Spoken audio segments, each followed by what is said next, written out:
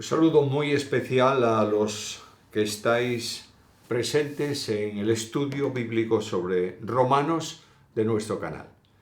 Hemos estado revisando, repasando, considerando algunos aspectos de los capítulos 1 al 5. Hablar de estudio de Romanos en media hora o de estudiar un capítulo de la epístola en media hora es cuestión imposible. Simplemente lo que estamos haciendo es dando una panorámica, un pantallazo de los datos más destacables del capítulo para que cada uno de vosotros pueda después con tranquilidad abrir la Biblia, reflexionar y sacar consideraciones que por tiempo no podemos hacer en este estudio. En algún momento sería bueno dedicar una extensión mayor y dividir los capítulos por temas, pero si lo hacemos con la carta a los romanos, tendríamos epístola a los romanos para un año y algo y algunos de vosotros se aburrirán y, por lógica, debemos estructurarlo y hacerlo como lo venimos haciendo hasta ahora. Estamos en el capítulo 6 y antes de leer parte de ese capítulo yo voy a ir tomando los versículos y considerándolos a medida que los vamos desarrollando. Quiero recordaros que la carta a los romanos es esencialmente un bosquejo del Evangelio de la gracia en salvación a todo aquel que cree. En el capítulo 1, Pablo ha estado hablando de que todos los hombres son pecadores y todos estamos sin excusa. Prosiguió presentándonos cómo el hombre nace en pecado y cómo en Adán todos mueren y en Cristo todos pueden ser resucitados, vivificados. Estuvo considerando también que la única vía que el hombre tiene para justificarse delante de Dios es la obra que Jesucristo realizó en la cruz y que se aplica potencial y virtualmente al que cree. La obra salvadora de Cristo en la cruz es para todos los hombres sin excepción, pero no todos se salvan, solamente se salvan aquellos que creen.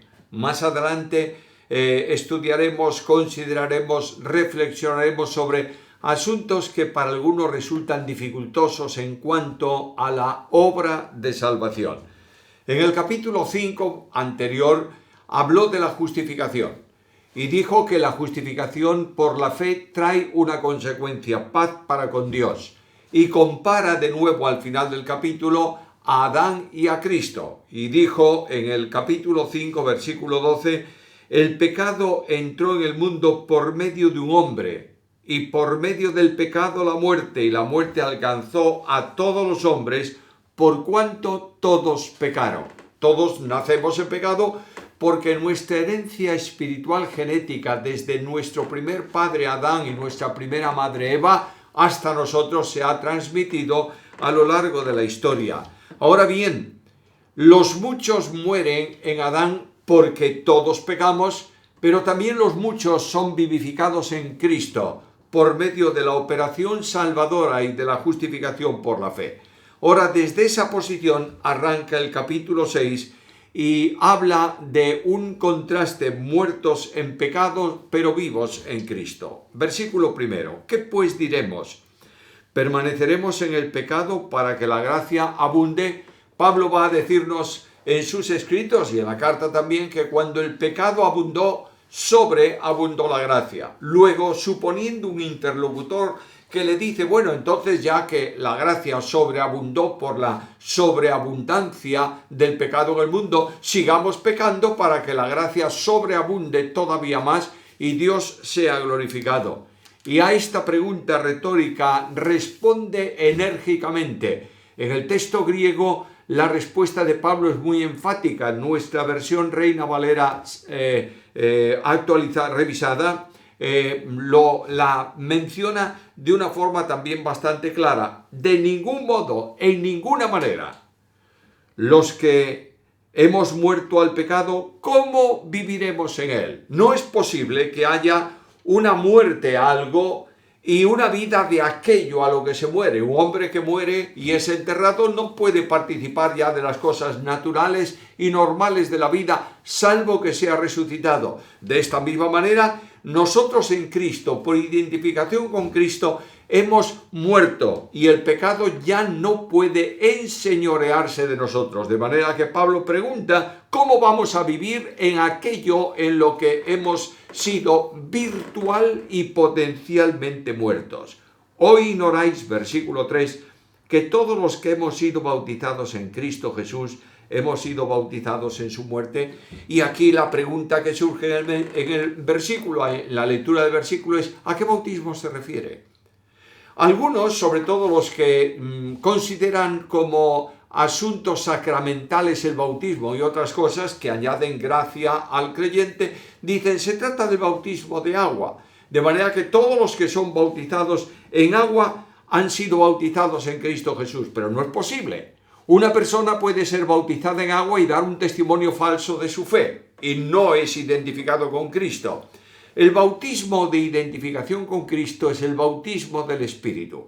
Y en la carta primera a los Corintios, el apóstol Pablo dice con toda claridad que todos hemos sido bautizados por un mismo Espíritu. Quiere decir que el Espíritu Santo de Dios toma a aquel que cree y lo bautiza, lo sumerge introduciéndolo en el cuerpo espiritual de Cristo, que es la Iglesia, cuya cabeza es el Señor. Por tanto, bautizados en Cristo Jesús, somos bautizados en su muerte. Hemos muerto al pecado porque hemos muerto con Cristo. Y ya la vida antigua nuestra ha, permitidme decirlo así, desaparecido en cuanto a funcionalidad. Versículo 4. Fuimos pues sepultados juntamente con él para muerte por medio del bautismo del Espíritu, por supuesto, a fin de que como Cristo resucitó de los muertos por la gloria del Padre, así también nosotros andemos en novedad de vida. Cuando Cristo su cuerpo muerto fue puesto en el sepulcro, estuvo en el ínterin desde su muerte hasta su resurrección ahí, y el Señor fue muerto para resucitar a una vida nueva, en el sentido de su naturaleza humana, se entiende. Él nunca ha muerto como Dios y la vida de Dios es inamovible, inconmovible, es perfecta, es eterna, no puede alterarse. Pero Cristo resucita y el cuerpo de resurrección de Cristo, como ejemplo simplemente de lo que está diciendo Pablo, era totalmente distinto a aquel cuerpo que fue puesto en el sepulcro. Una de las evidencias es que cuando los discípulos de Maús van por el camino y aquel aparentemente peregrino se acercó a ellos, no le conocieron. Y claro, algunos dicen, ¿cómo no pudieron conocer? Es que eran incrédulos. Bueno, la incredulidad también nublaba un poco sus ojos. Pero la realidad es que el cuerpo de Cristo, el cuerpo que el Señor manifestó, era de otra manera, en otra forma, en otra dimensión. Cristo podía entrar y salir del lugar donde estaban los discípulos sin abrir las puertas. Cristo podía estar presente y de pronto desaparecer, hacerse invisible. Por tanto, Cristo resucitó a una vida nueva como hombre, a una vida nueva, y esa vida nueva está sentada en el trono de Dios en la majestad de las alturas. Así también nosotros, dice, nosotros identificados con la muerte de Cristo, venimos a una resurrección para que andemos en novedad de vida. Cuando la Biblia habla de nuevo nacimiento, está hablando y utiliza esa terminología para hablarnos de algo que no es posible entender desde la dimensión humana. El cambio que se produce en la persona que recibe a Cristo es de tal dimensión que solo puede ser comparable con un nuevo nacimiento. Fuimos sepultados con él para muerte y resucitamos con él para andar en vida nueva. Versículo 5, porque si fuimos plantados juntamente con él en la semejanza de su muerte, así también lo seremos en la de su resurrección. Notemos aquí estos futuros vinculados con la resurrección. Lo seremos en la de su resurrección y algunos piensan en la resurrección final. No está hablando de esto. Está hablando de una vida nueva que es la vida de resurrección. De manera que identificados con Cristo en la muerte, morimos a las cosas, a la vida vieja, al poder del pecado, etcétera, etcétera, y resucitamos para que vivamos continuamente en el tiempo futuro, en el transcurso de la vida de santificación, mientras vivimos en la tierra, vivamos en la semejanza de su resurrección. Vida de poder, vida de gloria, vida de santidad, vida de perfección. Conocedores de esto, versículo 6, que nuestro viejo hombre fue crucificado juntamente con él, para que el cuerpo del pecado sea reducido a la impotencia, a fin de que no sirvamos más al pecado. Antes, esclavizados por el pecado, no teníamos otra opción que como esclavos servir al pecado. Ahora hemos sido liberados de esa situación, crucificados con Cristo, muertos a aquella vieja condición, resucitamos con Él para que el pecado no sea ya nuestro Señor. Porque el que ha muerto al pecado ha sido justificado del pecado. Es decir, el pecado que era nuestro elemento esclavizante queda cancelado en la identificación con Cristo y nosotros somos justificados por la justificación que Dios nos otorga al creer en Cristo de todo aspecto del pecado. Hemos de ver más adelante en el capítulo 8 el gran grito de libertad cuando dice que aquellos que hemos nacido de nuevo, que hemos creído, ya no hay ninguna condenación para los que están en Cristo Jesús, las cosas viejas han pasado. Versículo 8. Si hemos muerto con Cristo, creemos que también viviremos con Él. Y otra vez, la interpretación del texto. Este texto tiene indudablemente dos momentos en la historia del creyente. El viviremos con Él, en principio, tiene que ver con el vivir día a día. Es decir, mientras nosotros estamos aquí, porque estamos identificados con Cristo, viviremos con Él. Viviremos en identificación con Él. Estaremos en comunión con Él. La vida suya se hace vida en nuestra vida por la operación del Espíritu Santo. Pero también tiene una proyección futura. Cuando nuestros ojos físicos se cierren aquí en la tierra, nosotros pasaremos a la presencia del Señor. Ausentes del cuerpo, dice Pablo, presentes al Señor. Pero vendrá un tiempo en el futuro, en la escatología, en la dimensión futura de los acontecimientos para la Iglesia, en que el Señor vendrá a buscar a los suyos, nuestros nombres serán pronunciados y los que hemos muerto resucitaremos para vivir para siempre con Jesús. No significa que no estemos con Cristo espiritualmente hablando cuando morimos. No significa que estemos durmiendo y Cristo en la resurrección de los creyentes nos llame a vida. Simplemente la dimensión de resurrección del cuerpo mortal que está depositado en la tumba se producirá mediante la dotación de un cuerpo nuevo de resurrección cuando Cristo venga a buscar a su iglesia. Si hemos muerto con Cristo, viviremos. Debemos vivir. Hemos de vivir en el poder de su resurrección, sabiendo que Cristo, habiendo resucitado de los muertos, ya no muere.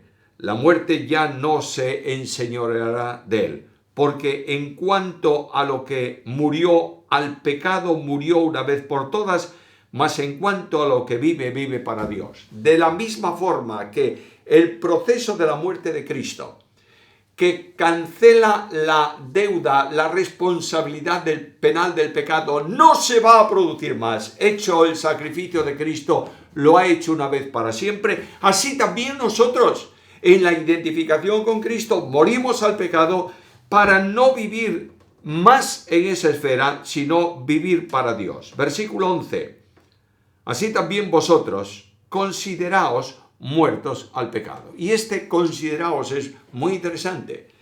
Sentir, entender, aceptar, creer, asumir, experimentar que habéis sido muertos al pecado. El capítulo 7 va a hablar de la situación que se produce cuando tú quieres vencer el pecado por tu propia fuerza, pero dejemos eso para más adelante.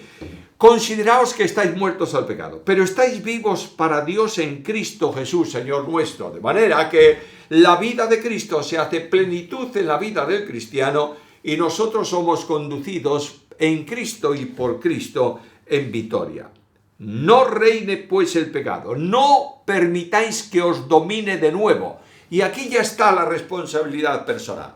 Es verdad que la gracia de Dios salva, la gracia de Dios regenera, la gracia de Dios nos da vida en Cristo, la gracia de Dios permite que la potencialidad del pecado esclavizante sea anulada por el poder del Espíritu en nosotros. Es verdad todo esto, pero hay una responsabilidad. Tú puedes decidir vivir para la gloria de Dios en comunión con el Espíritu, andando en el Espíritu, o puedes separarte del poder del Espíritu y del control del Espíritu y estarás viviendo para la carne. No presentéis, pues, vuestros miembros al pecado como instrumentos de iniquidad, sino presentaos vosotros mismos a Dios como vivos de entre los muertos y vuestros miembros a Dios como instrumentos de justicia.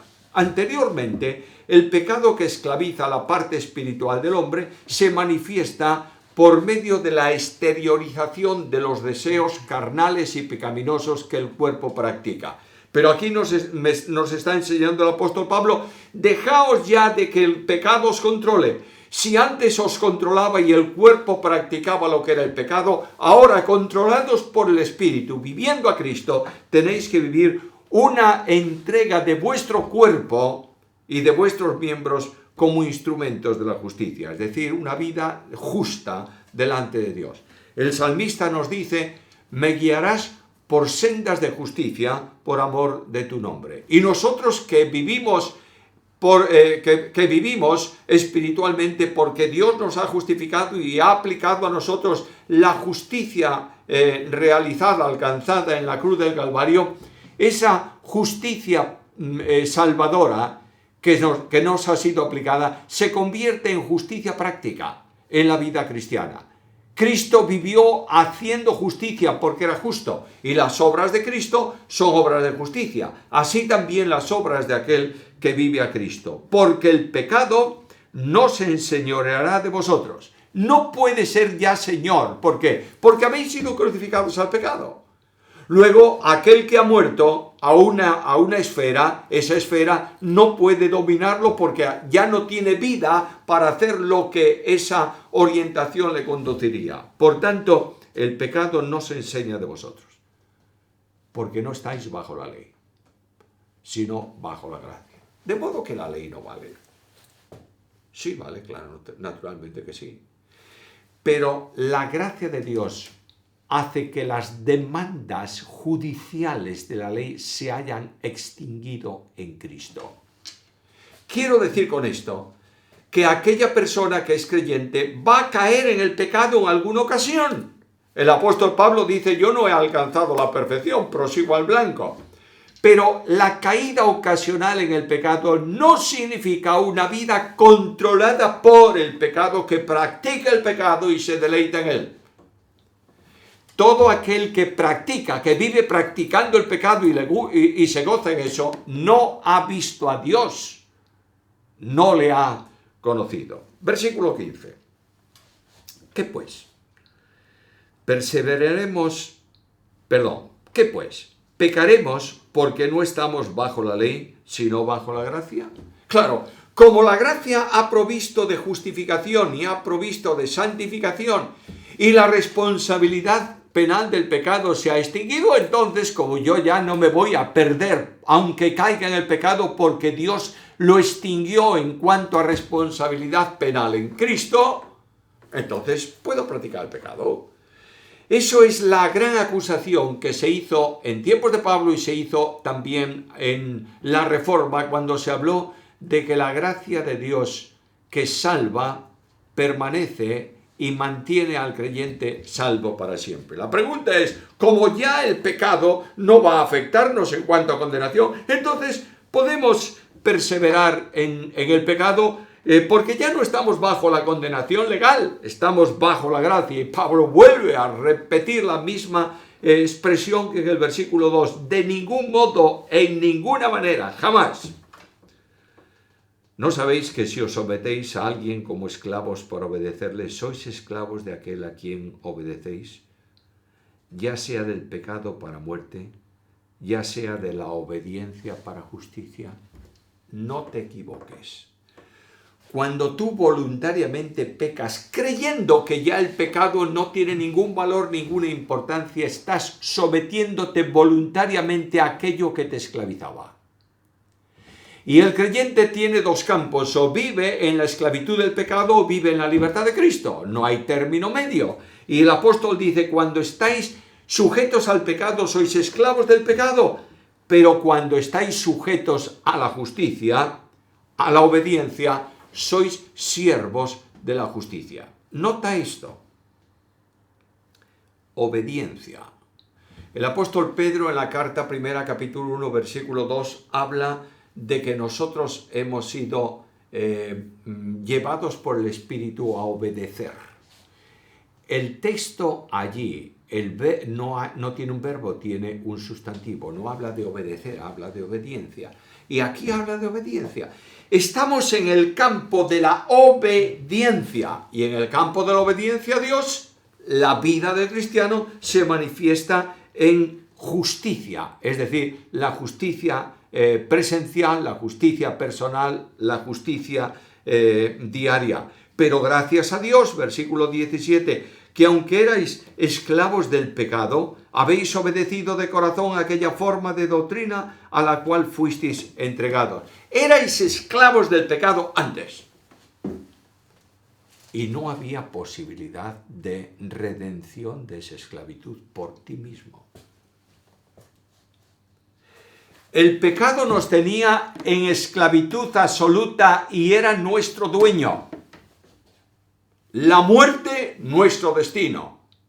El diablo, el que generaba y promovía la maldad en nosotros. Y porque estábamos vinculados a una condición natural inamovible para nosotros en el mundo, en la esfera de la desobediencia, éramos desobedientes. Pero ahora Dios nos sacó del poder de las tinieblas, nos trasladó al reino de su amado Hijo, y una de las características del reino de Cristo es la obediencia. Dios nos llama no a obedecer, nos llama a obediencia. Es decir, la obediencia viene a ser parte esencial del desarrollo de la vida cristiana. Libertados del pecado, vinisteis a ser siervos de la justicia. Y utiliza el mismo término. Antes erais siervos, esclavos del pecado. Ahora esa esclavitud ha terminado. ¿Por qué?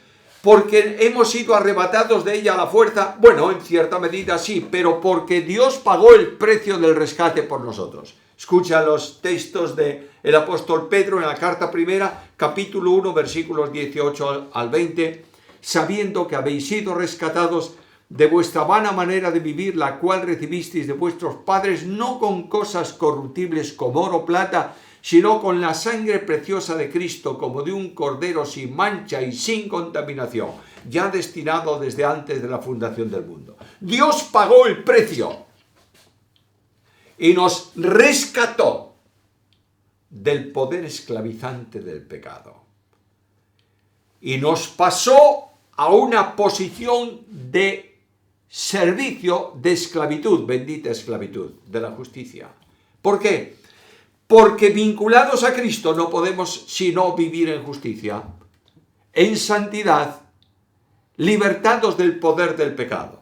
La santificación es aquella etapa de la salvación en la cual Dios libera al creyente del poder del pecado. El pecado está presente en nosotros.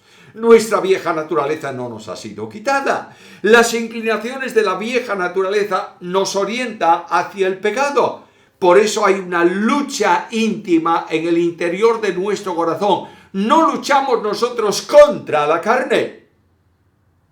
Sería luchar contra nosotros mismos. Es el Espíritu el que en nosotros lucha contra la carne y la carne contra el Espíritu. Y es precisamente en la dependencia del Espíritu que nosotros, siervos de la justicia, practicamos la justicia. Versículo 19. Hablo en términos humanos, por vuestra humana debilidad. Claro, algunos enseñan por ahí, yo no sé de dónde sale esa teología, que una vez que el creyente ha sido salvo, redimido, ha sido justificado, Cristo nos ha sido hecho santificación. Por tanto, nosotros somos absolutamente perfectos, totalmente santos. No es verdad eso. No hemos alcanzado esa perfección, porque el pecado, la naturaleza adámica caída está en nosotros. Solo esa perfección de santidad plena, perfecta y absoluta se producirá en la tercera etapa de salvación, que es la glorificación. Cuando estemos en la presencia del Señor, allí no entrará cosa inmunda. Y la naturaleza vieja caída será retirada del creyente para que viva en una comunión plena, perfecta, absoluta, continua con Dios y viva en plena y absoluta santidad. Hablo en términos humanos por vuestra debilidad. Que así como para iniquidad presentasteis vuestros miembros como esclavos, como siervos de la inmundicia y de la iniquidad, así ahora para santificación presentad vuestros miembros como siervos de la justicia. Antes el cuerpo estaba al servicio de el pecado. Ahora el cuerpo debe estar al servicio de la santidad, de la justicia, porque hemos sido cambiados. Hemos recibido una dimensión nueva y estamos desafiados a vivir en novedad de vida. Versículo 20.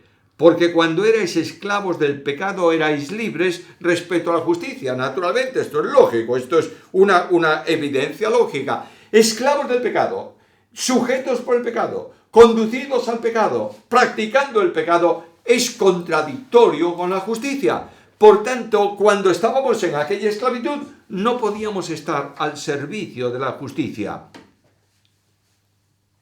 Pregunta, versículo 21.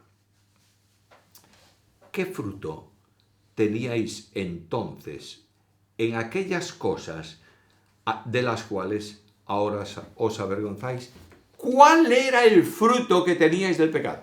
¿Cuál era, digo, el resultado del pecado? ¿Sembrabas pecado? ¿Que recogías justicia? No, recogías pecado. Y mira lo que dice el apóstol al final de esta pregunta. Porque el fin de aquellas cosas es muerte.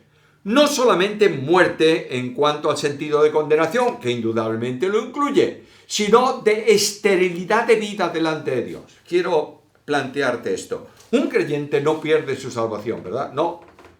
Pero si no vive en la esfera de la justicia y en el poder del Espíritu, pierde toda su recompensa en cuanto a aprovechar vida para glorificar a Dios. Vendrá a la presencia del Señor con manos vacías. Hay un cántico antiguo que decía: tendré manos vacías para ti cuando vengas, Cristo, tú por mí.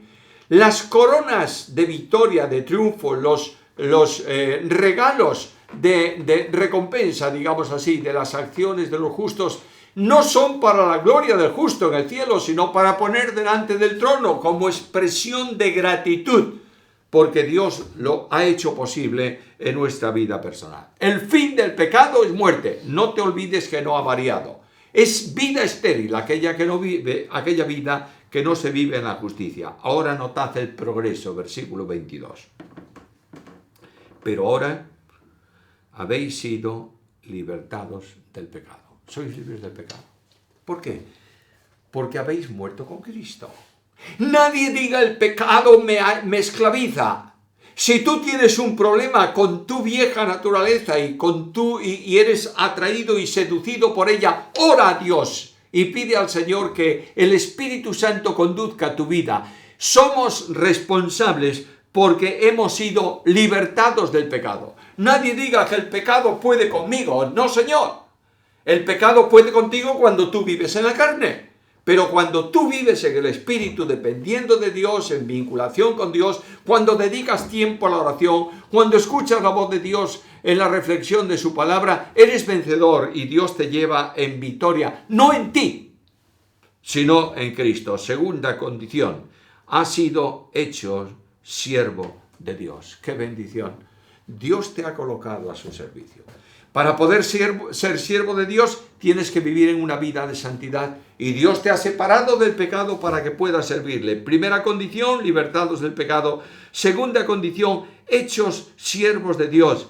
Tercera condición, tenéis por fruto la santificación. Es decir, la vida de santificación se consigue como fruto bueno para Dios. Cristo dice en Juan 14 que Dios quiere que llevemos fruto, más fruto, mucho fruto. Este fruto no lo podemos llevar nosotros por nosotros mismos, pero Dios nos ha incorporado, implantado, nos ha puesto como un esqueje de una planta, injertados en Cristo, para que la vida de la vid verdadera y la savia de aquel que es verdadero Dios y verdadero hombre circule en nuestra vida y produzca fruto que es santificación.